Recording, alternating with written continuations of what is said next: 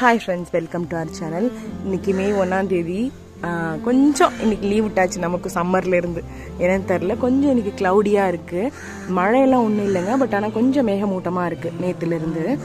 செம வெயில அமெரிக்காவிலேயே பூக்கலன்னா பார்த்துக்கோங்களேன். இங்கே பாருங்கள் எப்படி பட்டு போயிடுச்சுன்னு இந்த பெட்டல்ஸ் எல்லாம். ஒரு வாசம் வரும் பாருங்க, அது என்ன வாசம் நீங்க எனக்கு ஏதோ ஒரு சோப் இல்லோ ஃபினைல் அந்த காம்பவுண்ட் வாசம். லின்சி வுட் வந்து இன்னைக்கு பூத்துருக்கு.